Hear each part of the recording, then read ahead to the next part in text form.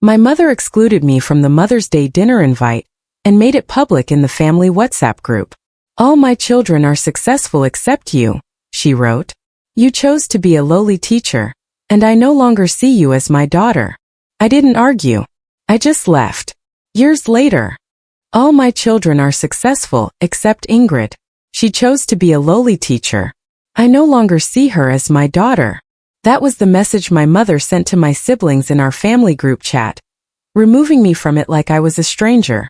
She thought I was finally out of her perfect picture, but what she didn't know was that 4 years later, I'd be standing on a stage, accepting the state's highest educational honor, with the governor of Virginia shaking my hand, and she'd be in the audience uninvited, watching her carefully constructed image of my failure burn to the ground. My name is Ingrid Fairbanks Webb, and I'm 34 years old. 4 years ago, the night before Mother's Day, I discovered I'd been erased from my own family, removed from our WhatsApp group like someone who never belonged. My mother's message to my siblings was crystal clear. All my children are successful except Ingrid. She chose to be a lowly teacher. I no longer see her as my daughter. I didn't scream. I didn't call her crying. I simply disappeared the way she wanted me to. What my mother didn't know was that 4 years later, I'd be standing on a stage in front of 500 people with the governor of Virginia shaking my hand, and she'd be sitting in the audience uninvited, waiting for a moment in the spotlight that would never come. This is the night I realized I'd lost the family I thought I had, and began building the one I actually deserved. Growing up, the Fairbanks family was what people in our Virginia suburb called picture perfect.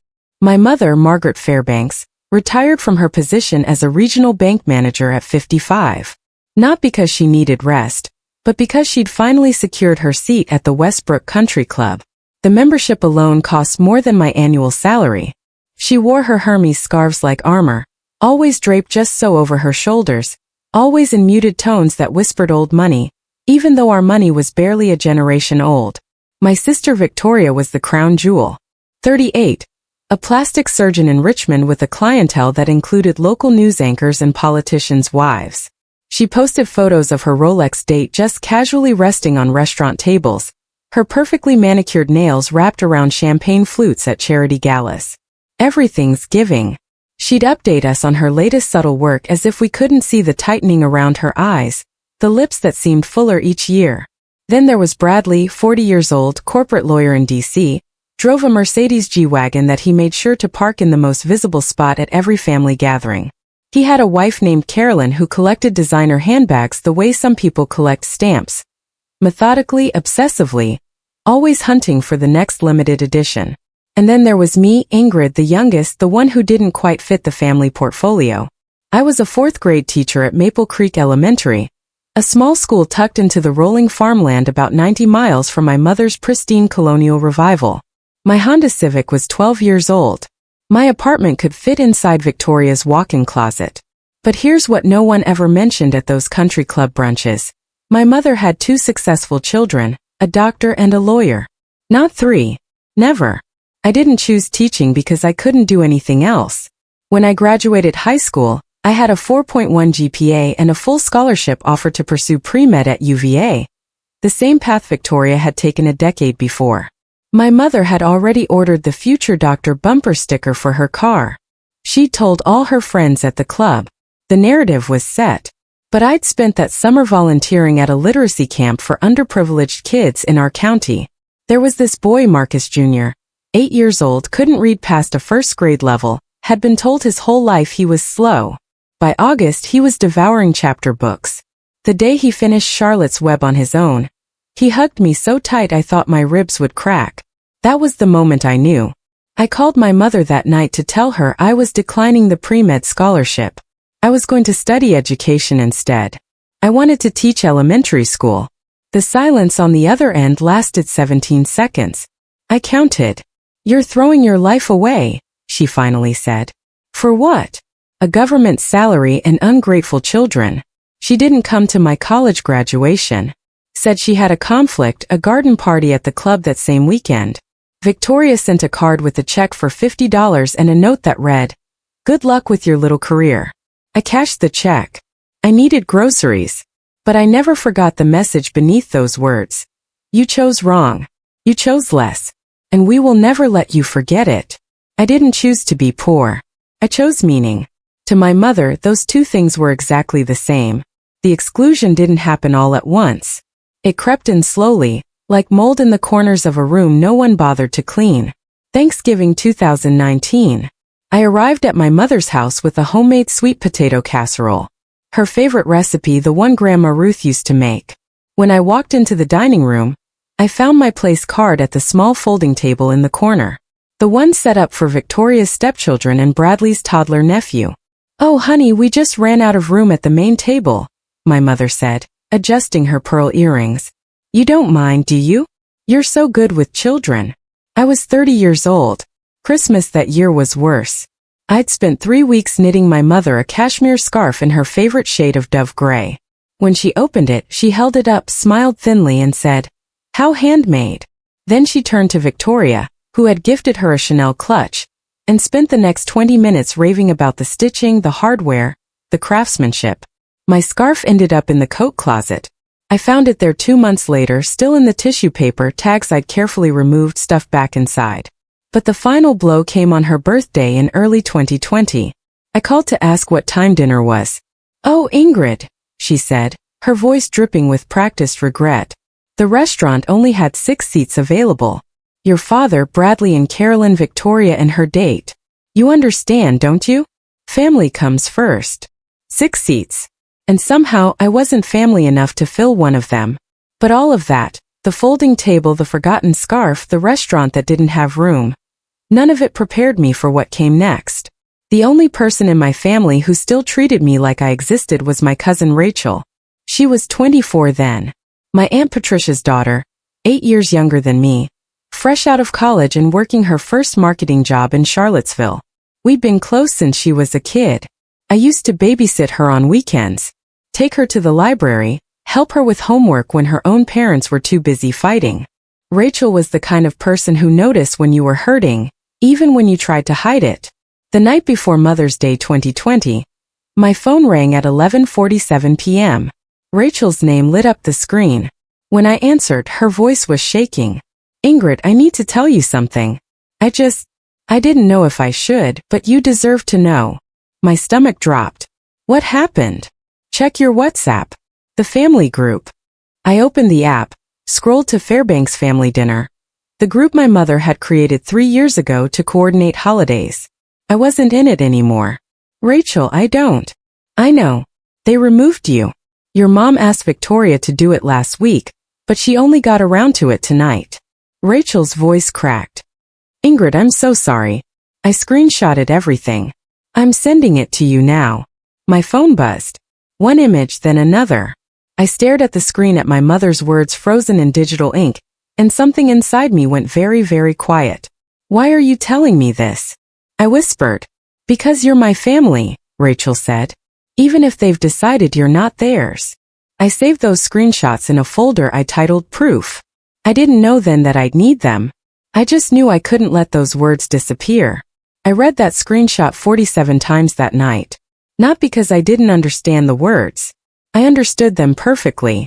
I read them over and over because some part of me kept searching for a loophole, a phrase that might mean something different, a context that could soften the blow. There wasn't one. The message was from my mother, posted in the family group at 8:03 p.m. Reminder: Mother's Day dinner at the Jefferson 7 p.m. sharp. All my children will be there. All my successful children. Ingrid chose to be a lowly teacher. I no longer see her as my daughter. Please don't mention her name tomorrow. Below it, Victoria had replied with a heart emoji. Just a heart. No protest. No hesitation. Bradley's response: "Understood, Mom." 2 words. That's all I was worth to my brother. 2 words in total compliance. I sat on the edge of my bed in my tiny studio apartment, phone clutched in my hands, and I didn't cry. I wanted to. God, I wanted to fall apart, to scream into a pillow, to call my mother and demand an explanation. But what would that change? She'd made her decision. She'd announced it to the family like a press release. Ingrid is no longer one of us, and everyone had agreed. I stayed awake until 2 a.m., staring at those messages, reading the timestamps, noticing that not a single person, Not my father, not my aunt, not anyone had pushed back. Rachel was the only one who'd thought to warn me. By sunrise, I'd made a decision of my own. If my mother wanted me gone, I would be gone. Completely. On my own terms. But I would not forget, and I would not delete those screenshots. Some receipts you keep forever. Mother's Day morning, I woke up to silence. No calls, no texts, no awkward "we miss you. Wish you could make it" from Victoria. Nothing. For the first time in 30 years, I didn't send my mother flowers. I didn't call to wish her a happy day. I didn't drive 90 miles to sit at a corner table while she pretended I didn't exist. I made myself coffee. I graded papers. I went for a walk along the creek behind my apartment complex and watched the water catch the morning light. And I thought about my options. I could call her, confront her, demand to know why she'd said those things, why she'd cut me out, why being a teacher made me unworthy of her love. I could screenshot her message and post it online. Let the world see what kind of mother raises a doctor, a lawyer, and a daughter she throws away. I could show up at the Jefferson uninvited, make a scene, force them to acknowledge my existence. But what would any of that accomplish? My mother had made her choice. She'd chosen status over her own child. She'd chosen the opinion of women at a country club over the daughter who'd loved her for 3 decades. If she wanted me to disappear, I would give her exactly what she asked for. But not because she demanded it. Because I chose it. I blocked her number that afternoon. Then Victoria's. Then Bradley's. I deleted Instagram so I wouldn't have to see their curated family photos. I didn't know then that my silence would last 4 years. I didn't know that those 4 years would change everything. All I knew in that quiet moment was this. I would not beg to be loved by people who saw me as a stain on their reputation. The world kept spinning and the Fairbanks family kept pretending I was never part of it. 6 months after that Mother's Day, Rachel called me with an update I hadn't asked for. "Thanksgiving photos are up," she said quietly. "Victoria posted them an hour ago." I told myself I wouldn't look. I lasted 3 hours. The image showed my mother at the head of her formal dining table, flanked by Victoria and Bradley. Their spouses arranged perfectly behind them. Crystal stemware caught the light. A massive turkey glistened in the center. The caption read, "Grateful for my amazing family. Mom, you raised us right. 3 people, not 4. My chair wasn't even empty. They'd simply reconfigured as if the table had always been set for 6 instead of 8. By Christmas, I'd stopped torturing myself with social media, but Rachel still called. "Your mom tells everyone you're doing volunteer work in Africa," she said. "Some kind of education nonprofit. Very prestigious. Can't come home because you're changing lives overseas." I laughed. The bitter kind that scrapes your throat. She's lying to cover up that she disowned me. She's lying so no one asks questions, so she doesn't have to admit she kicked out her own daughter for being a teacher. Rachel paused.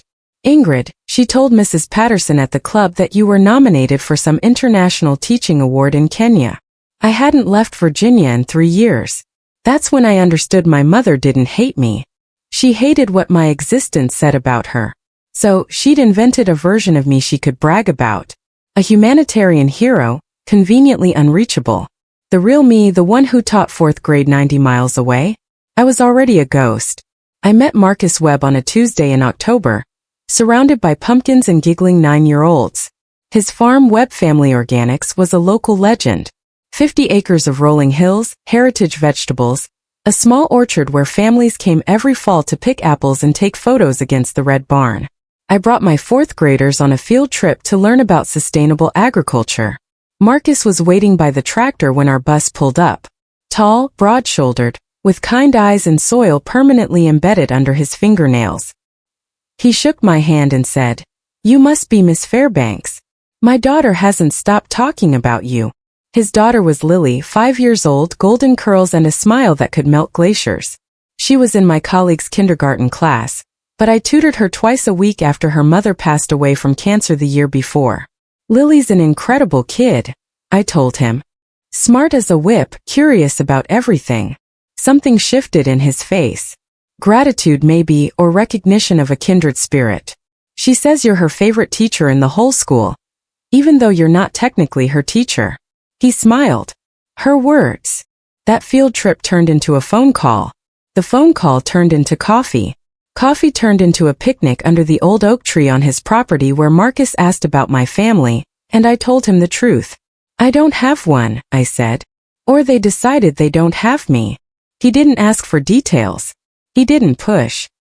He just handed me a slice of apple pie his late wife's mother had taught him to make and said, "Family isn't always blood. Sometimes it's the people who show up when everyone else leaves." That was the moment I started believing him. 2 years passed like pages turning in a book I was finally writing for myself. In 2022, Marcus and I got married, not at a country club, not with 300 guests and a 12-tier cake. We exchanged vows under the oak tree where we'd had our first real conversation, with Lily as our flower girl and a handful of friends who'd become family. I officially adopted Lily that same year. The day the paperwork came through, she handed me a crayon drawing of 3 stick figures holding hands under a yellow sun. On the bottom, in wobbly kindergarten letters, she'd written, "My mom, my dad, me." I keep that drawing in my desk at work. Some days when the world feels heavy, I pull it out just to remember what matters.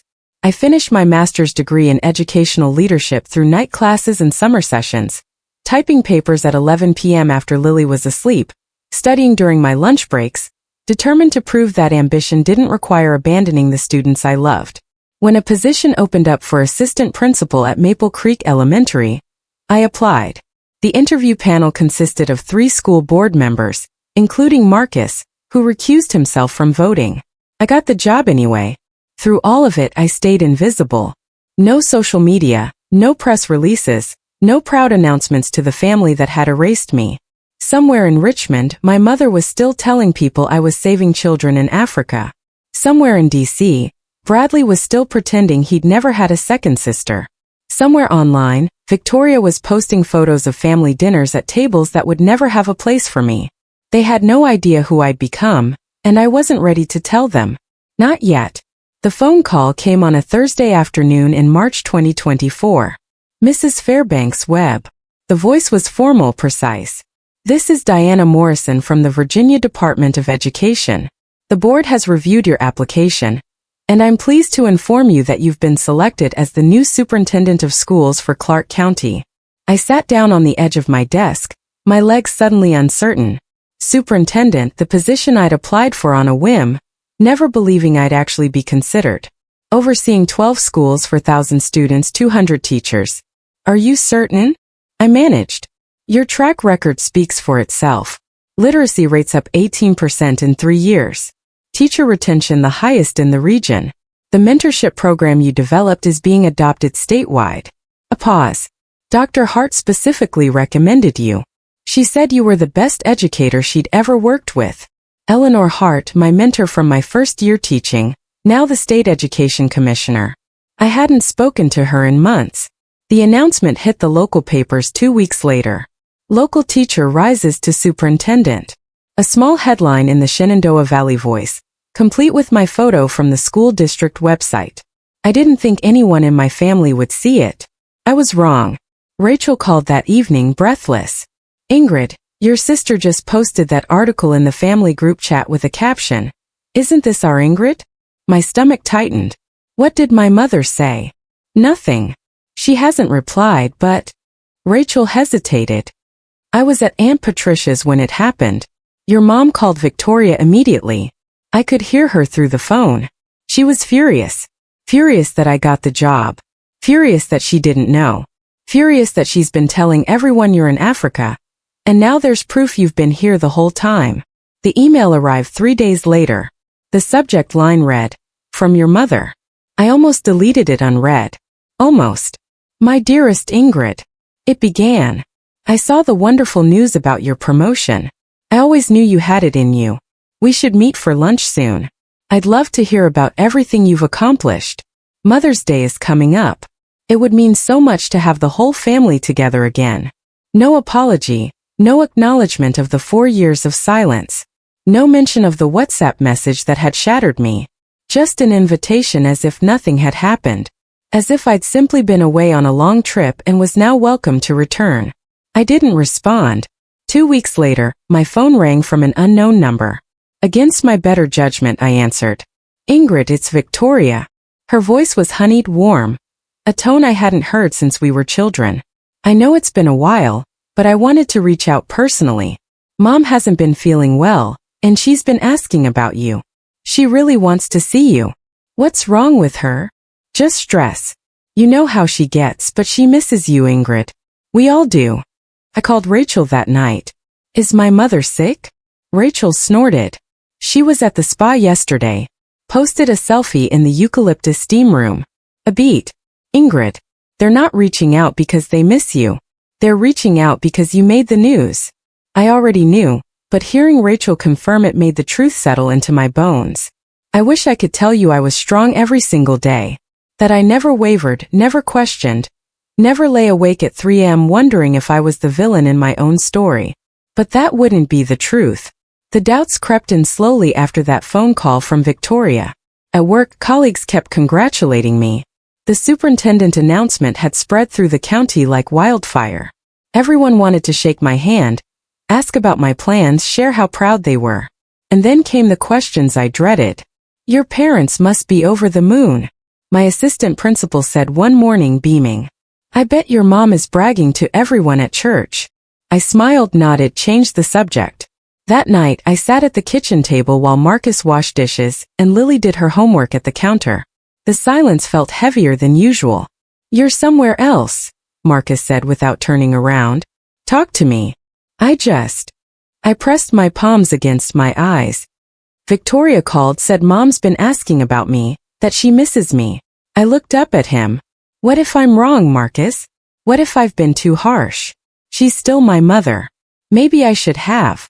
Should have what? He dried his hands, turned to face me. Called her back? Gone to dinner? Pretended the last 4 years didn't happen. I don't know. My voice cracked. I just keep thinking. Everyone forgives family, right? That's what you're supposed to do. What if I'm the bad guy here? Marcus didn't answer immediately. Instead, he walked to the office, disappeared for a moment, and returned with his laptop. I want to show you something, he said. Something I've been saving for a moment exactly like this. Marcus set the laptop on the table and opened a folder labeled Ingrid. Do not delete. Inside were files I'd almost forgotten existed. The first, a screenshot of my mother's WhatsApp message, the one Rachel had sent me 4 years ago. The timestamp glowed in the corner. May 9, 2020, 8:03 p.m. The words hadn't changed. I no longer see her as my daughter. The second, my mother's email from 2 weeks ago. My dearest Ingrid. No apology, no acknowledgement. The third, a photo from Victoria's Instagram. Thanksgiving 2020. The family portrait with the empty space where I should have been. The caption, Mom, you raised us right. I saved everything, Marcus said quietly. Every message Rachel forwarded. Every photo that showed up online. I backed it all up to the cloud with timestamps and metadata because I knew this day would come. He sat across from me.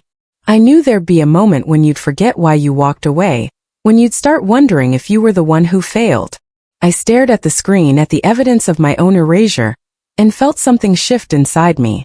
You didn't fail, Marcus continued. You survived. You built a life. You became someone. Not despite them, but without them. He reached across the table and took my hand. You don't owe forgiveness to people who never asked for it. You only owe yourself the truth. I closed the laptop slowly. Rachel sent you something else, I said. What is it? Marcus hesitated. Are you sure you want to see? I nodded. He pulled up one more screenshot. A new message from the family group chat dated just yesterday. And when I read it, everything became clear. The screenshot was from the Fairbanks family group chat, the one I'd been removed from 4 years ago. My mother's message glowed on the screen, dated the day before. Wonderful news. Ingrid is being honored at the State Teacher of the Year ceremony next month. It will be televised. I've already confirmed our attendance. We'll arrive early, sit in the family section, and join her on stage for photos. Victoria, wear your red Valentino. Bradley, bring Carolyn. This is an opportunity to show everyone that the Fairbanks family stands together. Victoria's response. Already picked out my dress. Should I bring flowers? Bradley. I'll clear my schedule. Good PR move. Not a single person had asked if I wanted them there. Not a single message mentioned reconciliation and apology, or even a private conversation before showing up at the biggest moment of my career. "They're planning to hijack your ceremony," Marcus said, his voice tight with controlled anger. "Walk in like nothing happened. Pose for cameras. Take credit." I read the messages again, slower this time. My mother's words echoed in my head. "This is an opportunity. Not I miss my daughter. Not I was wrong. An opportunity to fix her reputation, to reclaim the narrative, to stand beside me in my moment of triumph and pretend she'd been there all along." "They don't want me back," I said, the realization settling cold and final in my chest. "They want the version of me they can show off." Marcus nodded. "So what are you going to do?" I looked at the screenshot one last time. At my mother's careful orchestration, my siblings' eager compliance, the complete absence of anything resembling remorse. "I'm going to let them come," I said quietly. "And then I'm going to tell the truth." We gathered around the kitchen table that night. Marcus, Rachel on video call, and me like generals planning a campaign. "You could uninvite them," Rachel suggested. "Call security. Have them removed if they try to enter." "Then I'm the villain," I said. "The ungrateful daughter who barred her own mother from her awards ceremony. That's the story they'll tell everyone." "So what's the alternative?" Marcus asked. "Let them waltz in and pretend they've been supporting you this whole time?" I've been thinking about this for hours. Running scenarios, weighing options. "No," I said finally. "I let them come. I don't cause a scene beforehand. I don't warn them or confront them." I took a breath. "And then when I give my acceptance speech in front of 500 educators, television cameras, and the governor of Virginia, I thank my family." Rachel's face on the screen went still. "Ingrid, you." "I thank my family," I repeated. "My husband Marcus, who believed in me when no one else did. My daughter Lily, who taught me what unconditional love looks like. And that's it. That's the whole list." Silence hung in the air. "You're not going to mention them at all?" Marcus said slowly. "Why would I? They're not my family. They made that clear 4 years ago." I pulled up the screenshot of my mother's WhatsApp message on my phone. "I don't need to expose them. I don't need to read this out loud. I just need to not include them. The absence will speak for itself." "And if your mother tries to come on stage anyway?" Rachel asked. I smiled, the first real smile I'd felt in days. "Then I'll remind her very politely that I'm simply honoring the boundaries she set. She said I wasn't her daughter anymore. I'm just taking her at her word." Dr. Eleanor Hart called me 3 days before the ceremony. "Ingrid, we need to talk." Her voice carried the no-nonsense directness I remembered from my first year teaching, when she'd been the principal who'd taken a chance on a nervous 22-year-old fresh out of college. "Something's come up." I braced myself. "What happened?" "Someone contacted the ceremony coordinator last week. A woman named Margaret Fairbanks said she was your mother." Eleanor paused. "She requested to speak during the family remarks portion of the program. Wanted to say a few words about raising you." My grip tightened on the phone. "She did what?" "The coordinator passed the request to me since I'm giving the introduction speech." I turned it down. Another pause, heavier this time. "Ingrid, I don't know the full story of your family situation. You've never told me and I've never asked, but I know you. I've watched you work for 15 years, and I know that if you wanted your mother involved, you would have mentioned her yourself." I exhaled slowly. "Thank you, Eleanor. I'm introducing you on that stage," she continued. "And I'm going to talk about your achievements, your dedication, your 15 years of changing children's lives. Not your family name, not who raised you, just what you've built with your own hands." She softened. "You earned this, Ingrid. Nobody gets to rewrite that story but you." When I hung up, Marcus was watching me from the doorway. "Your mother tried to get on stage. Eleanor blocked her." He shook his head slowly, not in disbelief. In confirmation of everything he already knew about the woman who discarded me. "She really thinks she can just walk back in," he said. "She thinks she deserves to," I replied. "That's the difference." The night before the ceremony, I sat at the kitchen table with a blank notepad, a cup of chamomile tea, and the weight of 4 years pressing against my chest. Lily had gone to bed an hour ago, her small hand waving from the doorway. "Good luck tomorrow, Mom." You're going to be amazing. Marcus was in the living room giving me space to write. He understood that some words needed to be found alone. I stared at the blank page. I would like to thank. My pen hovered. Who did I thank? My colleagues, obviously. Dr. Hart, the board members who'd believed in me. The students who'd made every early morning and late night worth it. And then what? I thought about my mother, about the woman who'd hosted country club luncheons while telling her friends I was saving children in Africa, who'd erased me from family photos like airbrushing out a blemish, who was at this very moment probably laying out her outfit, practicing her proud mother's smile, rehearsing whatever speech Eleanor had already denied her. I started writing. I want to thank my family, the family I chose and the family that chose me back. My husband Marcus, who saw me when I was invisible.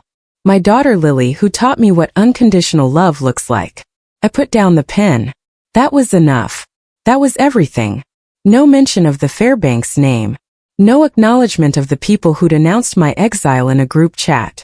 Just the truth. The family in my speech was the family that had actually shown up. Done.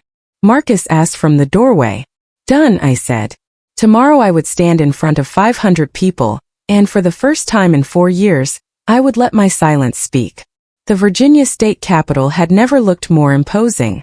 I'd seen photos of the building my whole life. Thomas Jefferson's neoclassical design, the white columns, the dome that seemed to touch the sky. But standing at the entrance in my navy blue dress, Marcus on my arm, and Lily holding my hand, I felt like I was walking into history. The ceremony was being held in the House chamber. 500 chairs arranged in precise rows, each one filled with educators from every corner of the state. Principals, teachers, school board members, superintendents like me who'd spent their careers in classrooms before ascending to offices and cameras. 3 news crews, including a live feed to the Department of Education's website. I signed in at the registration table. A volunteer handed me my badge. Ingrid Fairbanks Webb, 2024 Virginia State Teacher of the Year. Congratulations, she said warmly. Your family must be so proud. I smiled. They are. We took our seats in the front row, reserved for honorees and their immediate families. Lily sat between Marcus and me, her legs swinging beneath her chair, too short to reach the floor.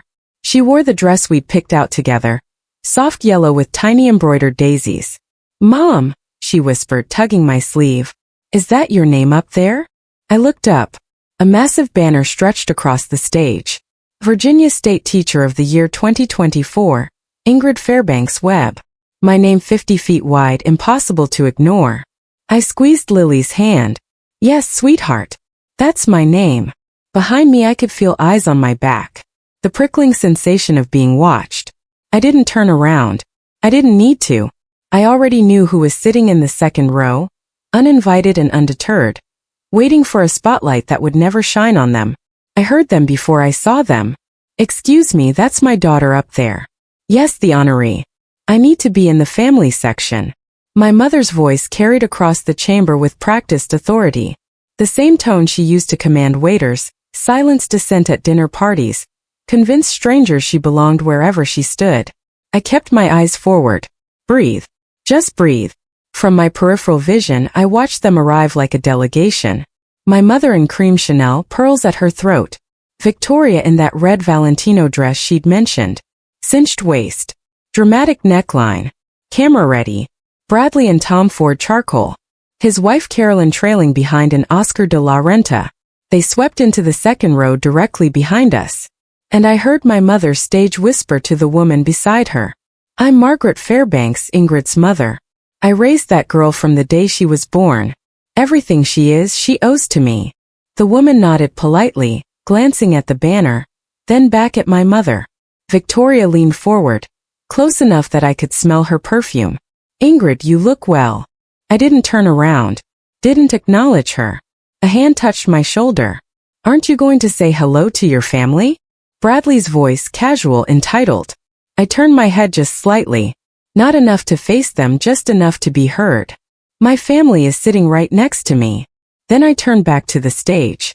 Lily's small hand warm in mine. Want to know what happened when I gave my speech?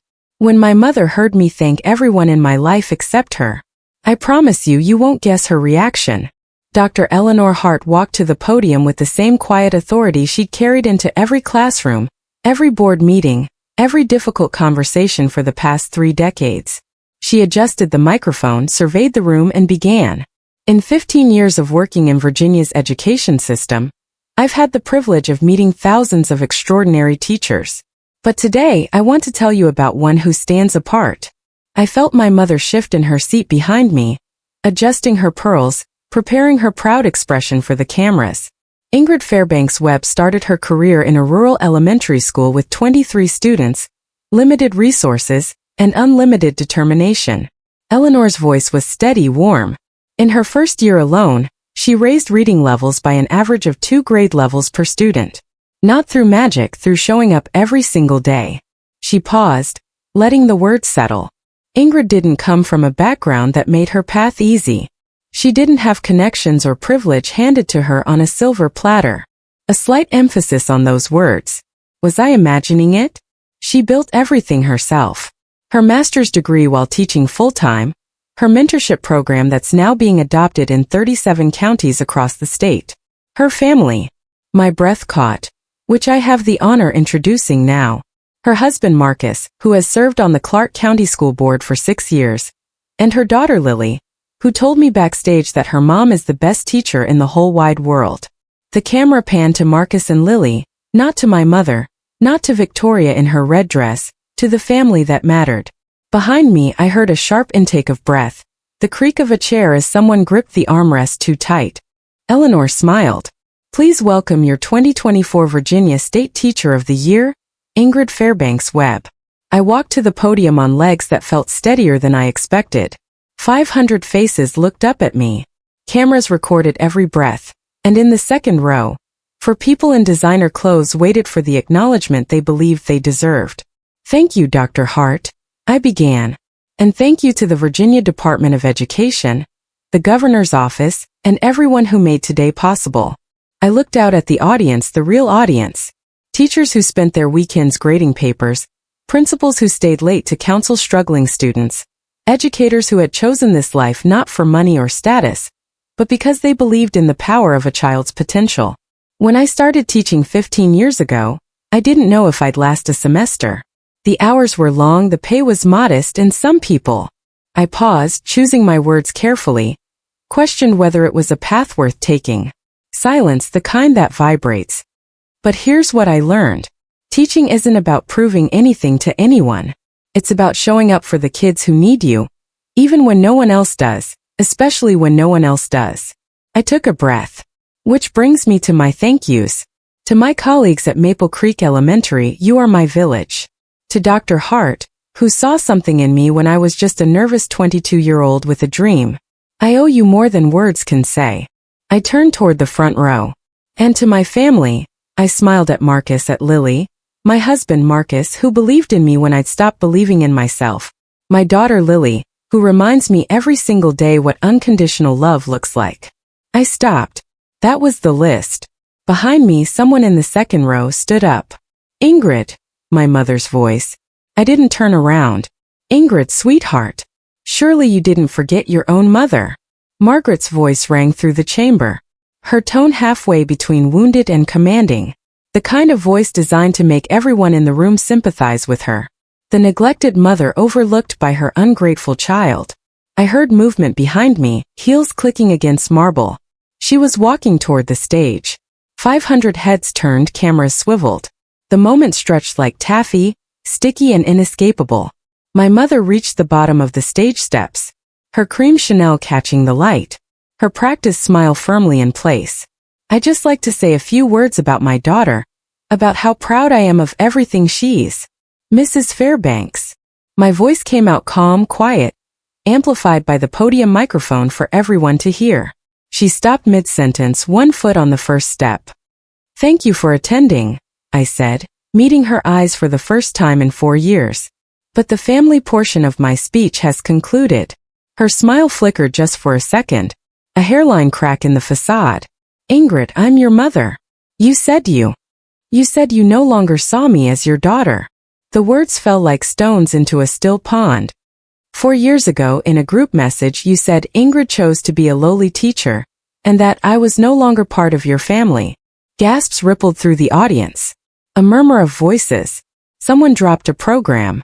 I've simply honored your decision, I continued evenly. The family I thank today is the family that stood by me.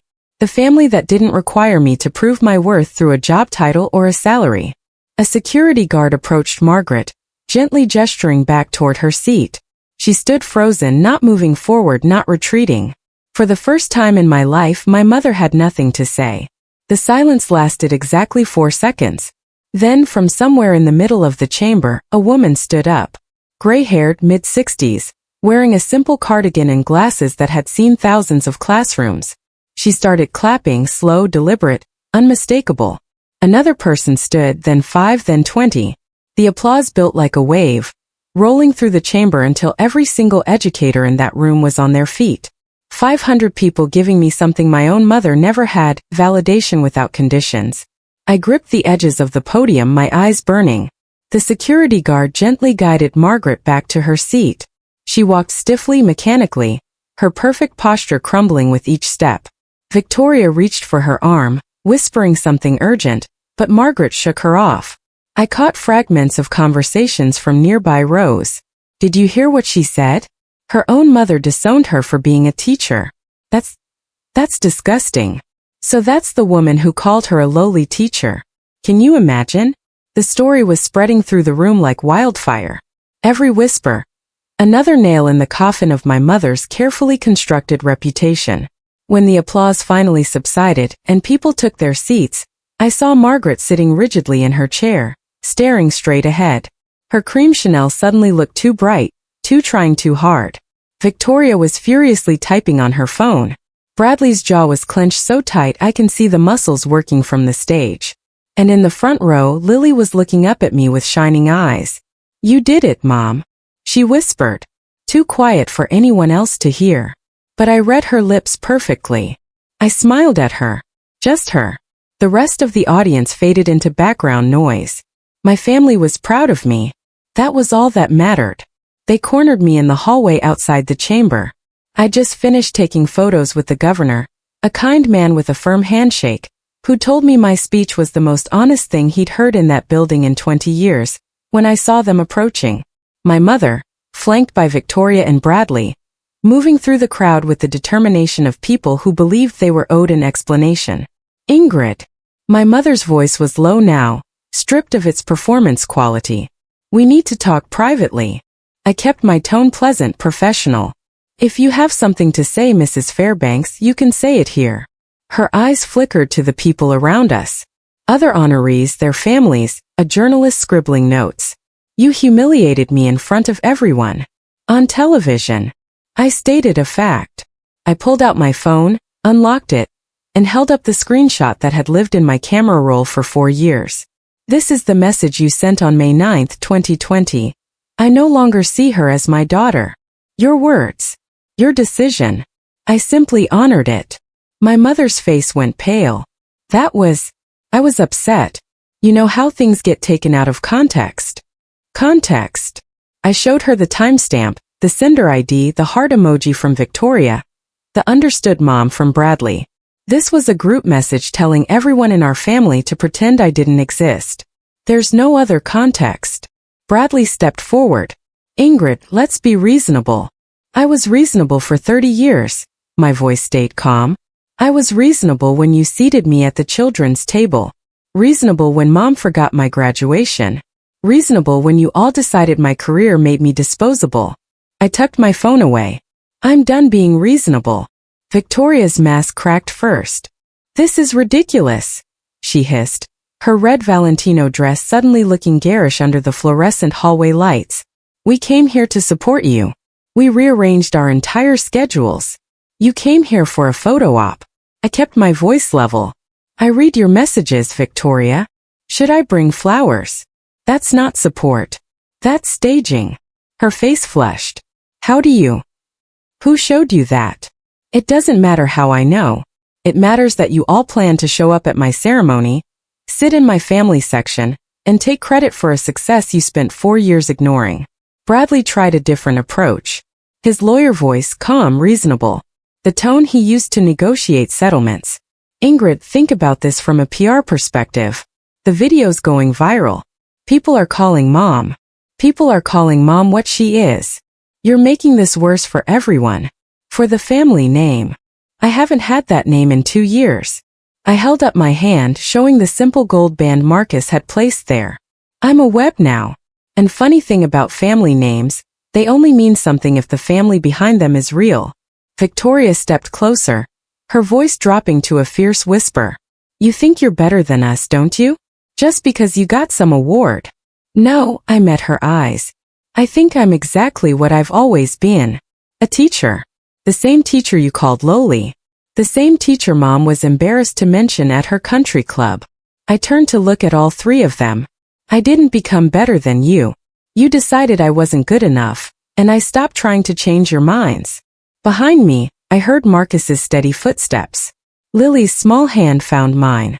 Ready to go home? He asked. More than ready. I turned to face my mother one last time.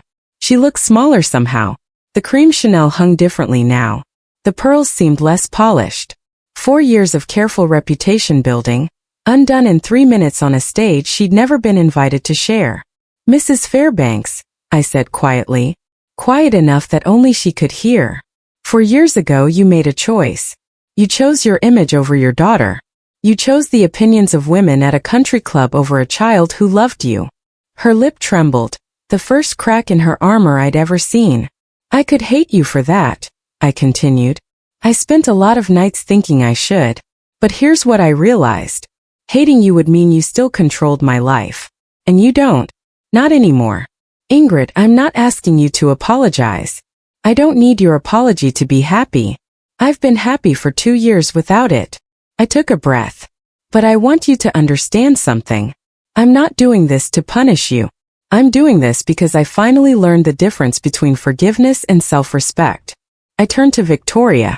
You asked if I think I'm better than you. I don't. I just think I deserve to be loved without conditions. And I found that somewhere else. To Bradley. You were worried about the family name, but names are just words. Family is showing up. You didn't show up for 4 years. You don't get to start now. I stepped back. Marcus's hand warm on my lower back. Lily pressed against my side. Goodbye, Mrs. Fairbanks. Victoria. Bradley. I nodded once. I hope you find whatever it is you're looking for, but you won't find it with me. We walked out the doors without looking back. The fallout didn't happen overnight. It crept in slowly, like water through foundation cracks. Rachel called me a month after the ceremony with updates I hadn't asked for, but somehow needed to hear. Your mom resigned from the country club social committee, she said. Said she needed to focus on family matters, but everyone knows the real reason. Women were asking her questions she couldn't answer. About you, about the speech, about what kind of mother disowns a daughter for being a teacher. I stirred my coffee watching the cream swirl. And Victoria, she deleted all her family Instagram posts. Every single one. Someone in the comments of her practice page asked if she was the sister who sent a heart emoji when her mom disowned her sibling. Rachel laughed bitterly. Apparently, patients don't love knowing their plastic surgeon has a heart emoji to family cruelty response time of 30 seconds. Bradley had gone silent entirely. According to Rachel, he told their Aunt Patricia that the whole situation had been blown out of proportion, and that he'd prefer not to discuss it. The professional class had its ways of punishing social missteps. No one was boycotting Victoria's practice or refusing to hire Bradley's firm. But there were whispers, side eyes at networking events. The subtle distancing that happened when people realized someone's shiny surface hid something rotten underneath. Your mom's seeing a therapist, Rachel added quietly. She told Aunt Patricia she wants to understand what went wrong. I set down my mug. Good for her. You don't want to know more? Maybe she's actually changing. Maybe she is. I looked out the window at the oak tree in our backyard, the one where Marcus and I had exchanged vows. But her changing doesn't change what happened, and it doesn't obligate me to go back. 6 months later, I learned what peace actually feels like. Not the absence of noise. Our farmhouse was never quiet. Lily practiced piano in the living room, her keys stumbling over fur Elise with determined imperfection. Marcus argued with the tractor in the barn, convinced it understood his lectures about fuel efficiency. The chickens had opinions about everything. But underneath all that noise, stillness, the kind that comes from knowing exactly where you belong. I was still superintendent. The job was hard. Budget meetings, personnel conflicts, the endless paperwork of running 12 schools. But every morning when I walked into my office, I saw Lily's crayon drawing pinned above my desk. 3 stick figures, yellow sun. My mom, my dad, me. That was my daily reminder of what success actually looked like. On our 3rd wedding anniversary, Marcus and I had another picnic under the oak tree. Lily helped set up the blanket, spreading out plates of cold fried chicken and Marcus' mother's famous biscuits. The evening light turned everything gold. Someone from a publishing house called last week, Marcus mentioned casually, handing me a glass of lemonade. They want you to write a book about your career, your journey, all of it. I shook my head before he finished. I don't want to live in the past. Even if it could help other people, other teachers who've been made to feel small. I thought about it. Really thought about it. If I ever tell this story publicly, I said finally, it'll be on my terms. Not for revenge, not for profit. Just to let someone else know they're not alone. Lily crawled into my lap, smelling like grass and sunshine. Tell me a story, Mom. I kissed the top of her head. Once upon a time, there was a teacher who found her family. The letter arrived on a Tuesday in October, almost exactly 1 year after the ceremony. No return address on the envelope, just my name written in handwriting I recognized immediately. The careful cursive my mother had always prided herself on. The elegant loop she'd spent years perfecting at charm school in the 1970s. I sat at the kitchen table for a long time just holding the envelope. Marcus came in from the barn, saw what I was holding, and sat down across from me without a word. You don't have to open it, he said. I know. I opened it anyway. The letter was 2 pages, handwritten on her personalized stationery, the cream cardstock with her initials embossed in gold. Ingrid. I've written this letter 47 times. Each time I tried to explain, to justify, to make you understand why I did what I did. But the truth is simpler and uglier than any explanation I could give. I was afraid. Afraid of what people would think, afraid of being judged, afraid that your choices somehow reflected failures in me. I don't expect you to forgive me. I haven't even forgiven myself. I just want you to know I was wrong. Not upset or taken out of context. Wrong. And I'm sorry for every day you spent believing you weren't enough. You don't owe me a response. You don't owe me anything. But if you ever want to talk, not reconcile, just talk. I'll be here. Your mother. Even if that word doesn't mean to you what it should. I read it twice. Then I folded it carefully and put it in the kitchen drawer. What are you going to do? Marcus asked. I don't know. I looked out at the oak tree, its leaves turning amber in the autumn light. But for the first time, I think I don't need to know yet. You know what kept me awake for months after all of this? Not anger, not even sadness. It was one question: why? Why would a mother erase her own child? What kind of person looks at their daughter and sees a liability? I spent a lot of time reading about this, talking to a therapist friend, trying to understand, not to forgive, but to stop carrying the weight of confusion. Here's what I learned about people like my mother. Margaret Fairbanks grew up in a family where love was transactional. Her own parents praised her when she achieved and withdrew when she didn't.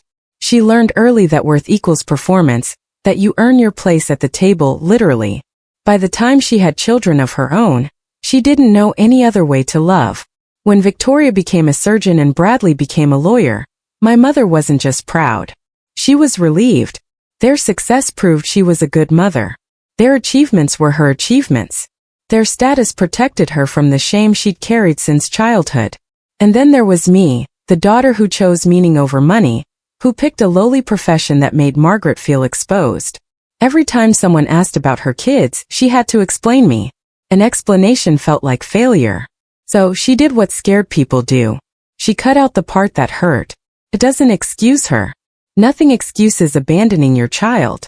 But understanding this helped me realize something important. Her rejection was never about my worth. It was about her wounds. And here's the thing I want you to hear. If you've ever been in my shoes, you are not responsible for healing people who hurt you. You can understand them without excusing them. You can have compassion without giving them access to your life. Boundaries aren't walls built from anger. They're doors you get to control. If this story resonated with you, I have a question. Have you ever had to choose between keeping the peace and protecting your peace? Thank you for being here. Thank you for listening. I'm Ingrid, and I finally know what family really means.